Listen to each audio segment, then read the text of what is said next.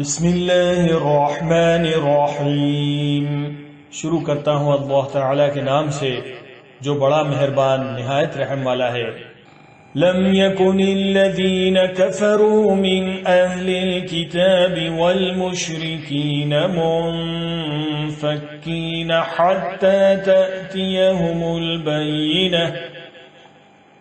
اہل کتاب کے کافر اور مشرک لوگ جب تک کہ ان کے پاس ظاہر دلیل نہ آ جائے باز رہنے والے نہ تھے۔ وہ دلیل یہ تھی کہ رسول من اللہ یتلو صحفا مطہرہ، اللہ تعالیٰ کا ایک رسول جو پاک صحیفے پڑھے، فیہا کتب قیمہ، جن میں صحیح اور درست احکام ہوں۔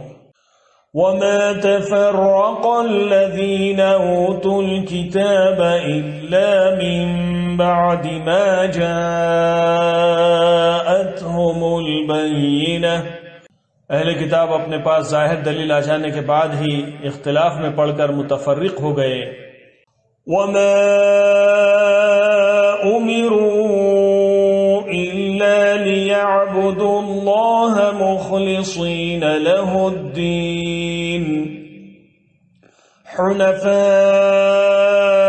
وَيُقِيمُوا الصَّلَاةَ وَيُؤْتُوا الزَّكَاةَ وَذَلِكَ دِينُ الْقَيِّمَةِ، انہیں اس کے سوائے کوئی حکم نہیں دیا گیا کہ صرف اللہ کی عبادت کریں، اسی کے لیے دین کو خالص رکھیں، ابراہیم حنیف کے دین پر اور نماز کو قائم رکھیں اور زکوٰۃ دیتے رہیں، یہی ہے دین سیدھی ملت کا۔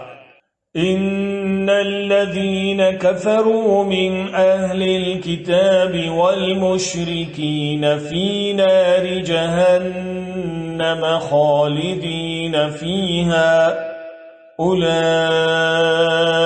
هم شر البرية، بے شک جو لوگ اہل کتاب میں سے کافر ہوئے اور مشرکین سب دوزخ کی آگ میں جائیں گے جہاں وہ ہمیشہ ہمیشہ رہیں گے، یہ لوگ بدترین خلائق ہیں۔ ان الذين آمنوا وعملوا الصالحات اولئك هم خير البرية، بے شک جو لوگ ایمان لائے اور نیک عمل کیے یہ لوگ بہترین خلائق ہیں۔